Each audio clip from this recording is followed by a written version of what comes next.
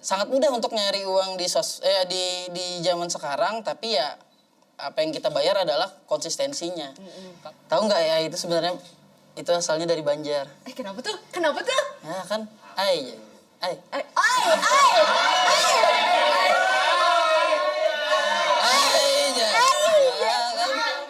Jadi siap-siap aja kalau emang punya plan ke industri kreatif, ada kok peluangnya. Tapi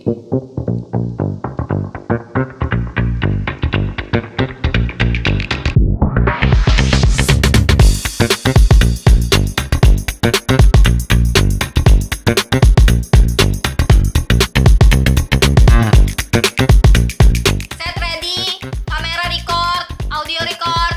3, 2, 1, action. Kreasi Komunikasi. Halo Sobat Kreasi, selamat datang di RKK.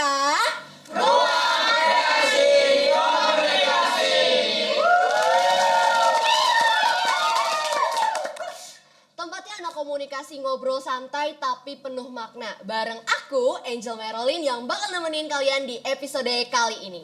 Nah Sobat Kreasi, kalian pasti menyadari bahwasannya sekarang dunia tuh makin kreatif. Dimana-mana banyak banget ide-ide baru yang bermunculan. Mulai dari konten digital, desain, musik, sampai produk lokal yang tampilannya nggak kalah sama brand-brand besar. Tapi kadang ide itu cuma jadi ide. Padahal kalau dikembangin bisa banget jadi sesuatu yang bernilai tinggi dan berdampak besar buat masyarakat. Nah, ngomongin soal gimana caranya ide bisa benar-benar hidup dan punya dampak nyata, pastinya aku nggak bakal bahas ini sendirian karena kita kedatangan narasumber spesial hari ini, yaitu Bang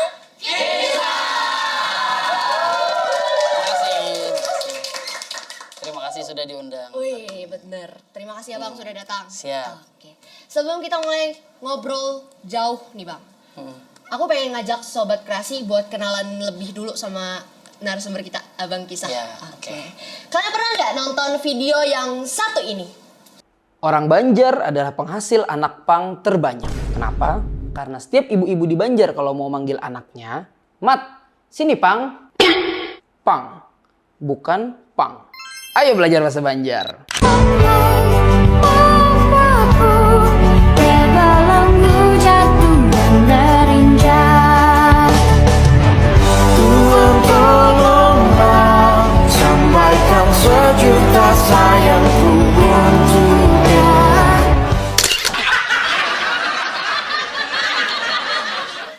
Nah, aku bakal bacain sedikit profil singkatnya ya Bang ya, izin ya Bang ya. Oke, kita biar sama-sama tahu background beliau tuh kayak gimana. Boleh? Kita lihat CV-nya. Oke, nama aslinya Muhammad Rizky. Kenapa jadi Kisah Bang? Nah, itu panjang tuh ceritanya. Oke, kita bahas berikutnya aja. Iya, betul. Intinya itu sebenarnya cuman supaya namaku tuh nggak dipanggil Rizky aja gitu. Karena kamu aja punya berapa temen yang namanya Rizky? Oh iya sih, bener sih. Banyak banget kan? Ya. Iya. Jadi biar punya pembeda lah. Oke. Intinya gitu. Key-nya diambil dari Rizky tuh? Iya, betul. Oh, Betul. gitu. Oke. Sahnya ya karena udah sah namanya. Jadi Kisah. Oh, gitu. Gitu ya? Baru tahu Gila nah. juga sih. Baru tahu, sumpah. Content creator sejak 2014. 2014 aku umur berapa lah?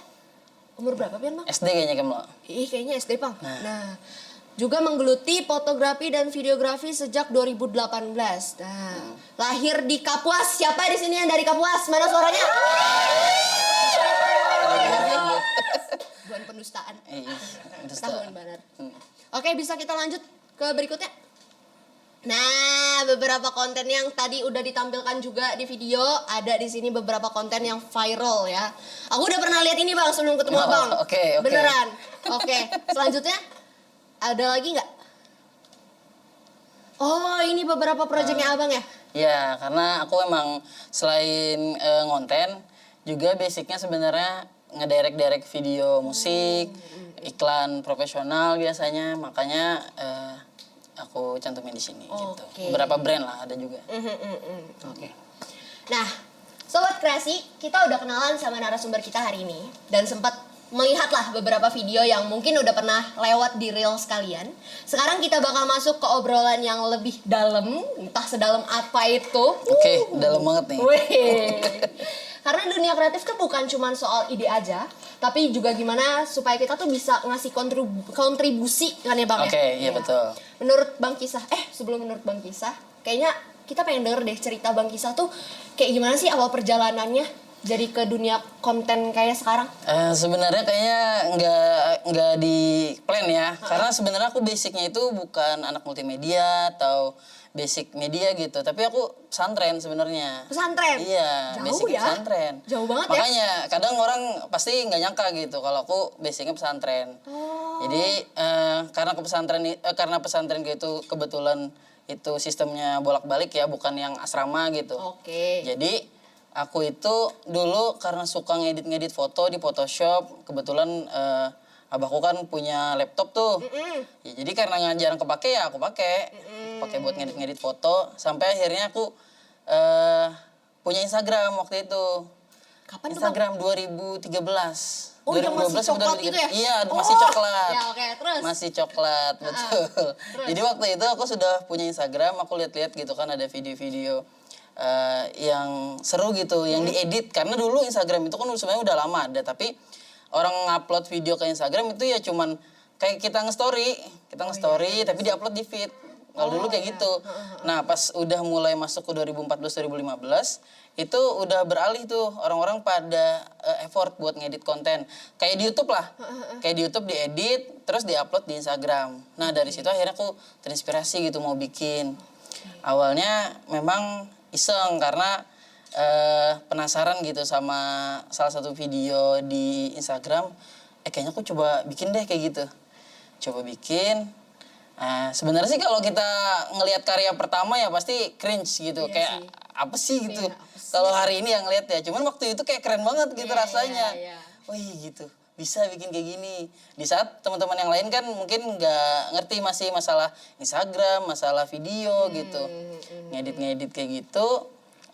Akhirnya makin kesini makin tertarik karena mungkin ini salah satu triggernya. Aku dulu suka nonton stand up comedy. Dari 2013 aku udah suka nonton stand up comedy. Suci. Betul, Suci 3. Suci 3. Suci 3 aku pertama kali nonton. Habis itu karena tertarik gitu kan dengan stand up ini, mau nih nyobain.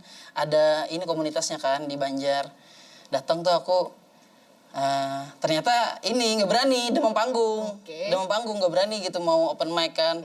Tapi di otak ini udah ada gitu kayak cerita-cerita lucu yang mau disampaikan.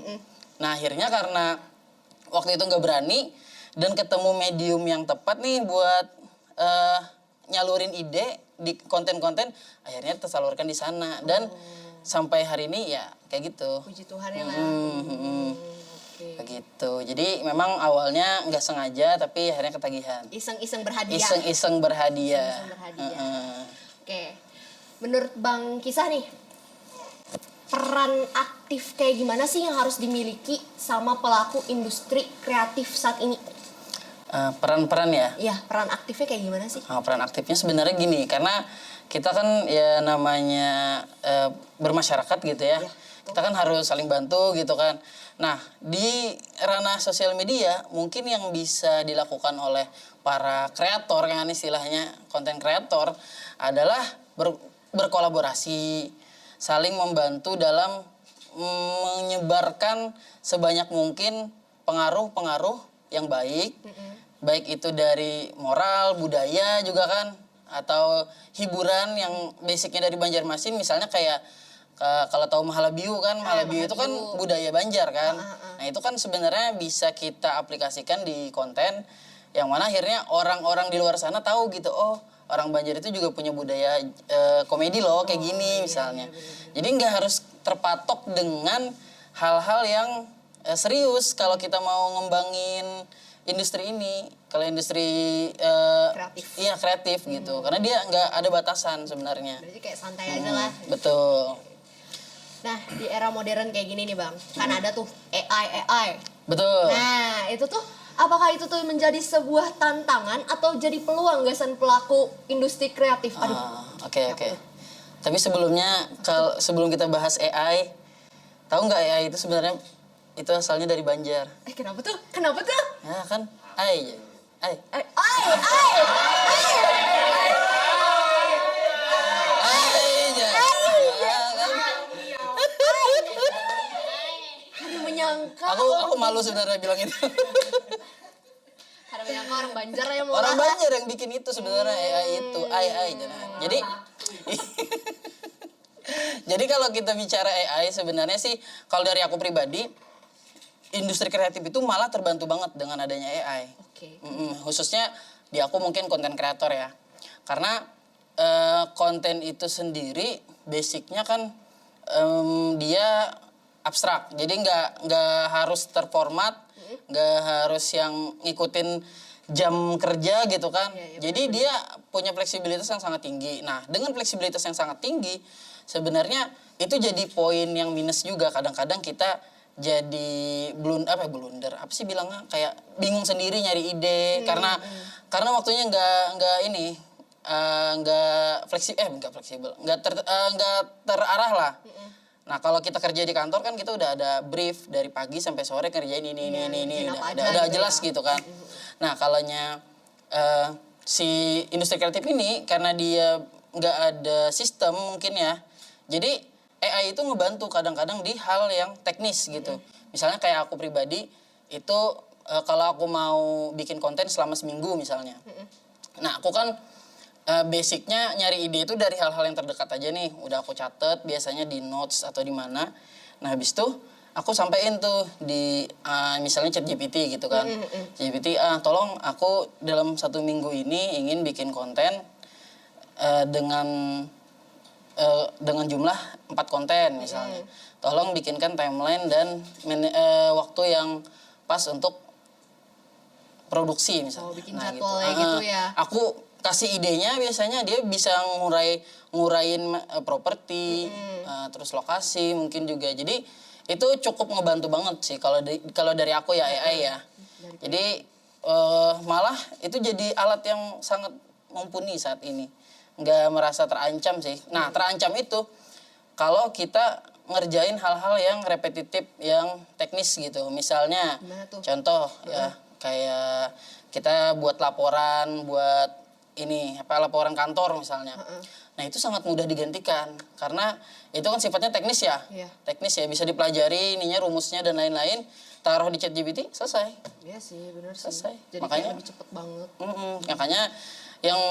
Makanya kedepannya itu sebenarnya industri kreatif itu sangat menjanjikan karena industri kreatif adalah industri yang sangat sulit ya untuk AI itu mendominasi. Karena kalau AI masuk ke industri kreatif secara penuh, itu pasti orang udah males duluan. Kita aja kalau ngelihat iklan-iklan yang basicnya AI gitu kan, udah kayak AI ini, Iya sih, kelihatan AI sih. ini. Gak ada rasa. Tapi yang nggak tahu ya kalau AI udah berkembang banget ya kita bahkan mungkin nggak bisa ngebedain lagi gitu. Bener-bener. Ya, itu sih kalau dari aku ya. Oke. AI. Ai. Masih aja keluar. Masih aja tuh. Oke. Terus gimana nih Bang? Sekarang kan tren digital banyak banget ya. Terus selalu berganti. Nah, gimana caranya untuk menjaga kreativitas dan konsistennya di tengah perubahan tren digital yang berubah cepet banget gitu? Kalau ngejaganya sih sebenarnya mungkin dari niat ya.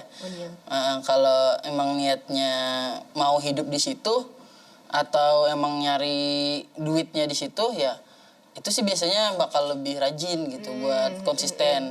Tapi kalau udah selang-seling gitu kan, entah ini dijadiin side job aja ya, pasti pada akhirnya capek dikit aja udah males gitu. Bener sih. Karena aku juga pernah ngerasain di fase-fase itu. Nah, makanya akhirnya kalau dari aku, misalnya nih, kamu mau hidup di konten, ya kan? Karena menjanjikan gitu. Ya udah, spend waktu misalnya anggap 1 bulan pelajarin tuh gimana memahami algoritma, gimana nulis ide, gimana produksinya, gimana ngeditnya, gimana nguploadnya harus yang sesuai, mungkin ada jam-jam tertentu. Habis itu pas diupload nanti harus interaksi dengan followers dan yang pokoknya yang masuk di konten kita. Nah itu memang akhirnya bakal jadi kerjaan gitu. Kalau tujuannya ya buat senang-senang aja. Kadang-kadang kalau udah capek pasti udah malas gitu. Cepet hilang semangatnya. Iya Makanya harus diimbangi gitu. Diimbangi sama ini ngasilin juga tapi seru juga. Bener-bener. Di bawah having fun aja ya Bang ya? Iya betul, di bawah having fun juga. Oke, buat teman-teman yang sekiranya mau itu tuh harus niatin dulu ya. Berarti ya dikuatin dulu tujuannya apa. Kalau emang mau hidup dari konten, berarti ya niatnya nyari duit juga gitu. Kita nggak boleh mungkirin kalau industri sekarang itu sudah mengarah ke digital. Jadi kalau teman-teman mikir, industri kreatif kayaknya nggak menjanjikan gitu kan. Ya untuk saat ini mungkin kita kalau di daerah gitu kan kayak di Banjarmasin, ya pokoknya di luar Jawa gitu kan, mungkin belum sebesar di sana industri kreatifnya. Kalau di Jakarta kita bicara Jawa ya, Jakarta, Surabaya, Jogja, Bandung itu memang industri kreatifnya gila gitu. Ketika masuk budaya baru, budaya pop culture dari luar misalnya kan, anggap yang sekarang matcha gitu kan. Matcha itu kan sebenarnya pop culture dari luar. Masuk itu langsung ngebludak kan, karena industri kreatifnya emang ngedukung. Nah, begitu. Makanya jadi selama di sini support dari entah pemerintah, entah itu dari si pelakunya sendiri, kalau emang industrinya belum siap di sini ya pasti ya mungkin kasarnya ya belum janjikan banget. Tapi arahnya mau ke sana. Jadi siap-siap aja kalau emang punya plan ke industri kreatif, ada kok peluangnya. Tapi kita harus pelan-pelan lah. Konsisten. Oke. Dari Bang Kisah sendiri, ada nggak momen yang bikin akhirnya Bang Kisah tuh sadar, oh ini bisa nih jadi karir yang serius gitu, bukan cuma hobi. Itu pas kapan Bang? Oh itu ya? Iya. Kayaknya pas ini deh. Pas sebenarnya itu tuh aku agak naif ya dulu ya. Aku itu waktu 2014 sampai 2019 mungkin ya, bisa dibilang. Itu seru-seruan aja. Nah makanya aku tadi kan udah di fase itu. Aku kayaknya buat video itu buat seru-seruan aja. Kalau ada yang nawarin sponsor dan lain-lain, ya aku bisa aja terima, bisa aja enggak. Kadang-kadang karena ngerasa kalau terlalu disetir males bikinnya gitu. Kalau brand kan dia pasti ngasih brief, ngasih apa gitu kan yang harus sesuai dengan harus sesuai dengan brandnya. Nah, sedangkan aku dulu mikirnya nggak seru jadinya nih kontennya nih. Nah karena pikiranku dulu ya cuma seru-seruan. Tapi kalau mindsetnya kayak sekarang, mungkin aku baru serius untuk memonetisasi konten itu ya 2023 kemarin. Yang benar-benar akhirnya ya udah nyari duit dari konten bisa kok gitu. Karena aku pikir ya untuk sekarang malah konten relevan banget. Apalagi konten-konten personal gitu kan. Dulu kan aku grup gitu kan, bikin satu Instagram yang isinya banyak gitu orangnya, nggak cuma satu orang. Kalau sekarang kan ya udah masing-masing personal branding kan. Nah itu lebih menjanjikan sebenarnya sekarang. Itu sih. Berarti 2023 tuh pas masa-masa COVID ya? Udah lewat. Selesai ya? Udah lewat. 2023 itu udah baik lah ekonomi gitu. Jadi sudah oke gitu buat masuk ke industri kreatif buat nyari uangnya. Oke. Kalau dari Bang Kisah nih, ngasih pesan buat sobat kreasi yang pengen banget buat memulai langkah di dunia industri kreatif tapi masih ragu gitu loh. Ada nggak pesan-pesannya buat mereka? Oh jadi aku pesan nih. Iya, jadi ini kita memberikan motivasi. Oke, aku pesan jus alpukat 2 sama nasi goreng 3. Yang padas ya, padas. Dikit nasi goreng seperti Nasi goreng. Oke, jadi kalau dari aku sebenarnya kalau kalian mau terjun ke industri kreatif, asal ketemu mentor yang tepat, habis itu konsisten, bisa banget kok nyari uang di situ dengan sangat mudah. Mungkin kan kemarin juga ada bintang tamu di sini, Rashid ya. Rashid itu kan baru umur 16 tahun. Tapi dia udah bisa ngasilin sampai 100 juta pertamanya di konten gitu. Jadi itu nggak ada yang nggak mungkin gitu. Sangat mudah untuk nyari uang di zaman sekarang, tapi ya apa yang kita bayar adalah konsistensinya. Kalau kita nggak bisa konsisten ya pasti ujung-ujungnya ya gini-gini doang konten, ya gini-gini aja konten. Harus pasti sabar ya Bang ya. harus sabar, dan sampai Rashid itu kan akhirnya ketemu niche-nya di 1 tahun terakhir itu dia gila banget tuh perkembangannya. Makanya itu patut untuk dicontoh. Rashid nonton Rashid, kamu keren. Oh gila. Nah keren banget nih pembahasan kita hari ini. Semoga ilmu-ilmu dari Bang Kisah bisa diingat, dicatat, dan harus diterapin. Awas, tadi udah banyak banget tips and triknya dari Bang Kisah. Kalau nggak diterapin tuh percuma. Oke, gak kerasa nih Bang, udah di penghujung obrolan kita di RKK. di ujung Ya, di ujung udah di ujung banget Oke, episode siap. ini. Terima kasih banyak buat Bang Kisah udah ngasih insight baru, udah mau Siap. sharing ilmu dan pengalamannya. Siap, Dan buat sobat kreasi yang udah nonton, terima kasih banget. Jangan lupa untuk terus berkreasi dan berperan aktif di bidang kalian masing-masing. Sampai jumpa di episode RKK berikutnya dengan topik yang pastinya gak kalah seru. Sampai jumpa.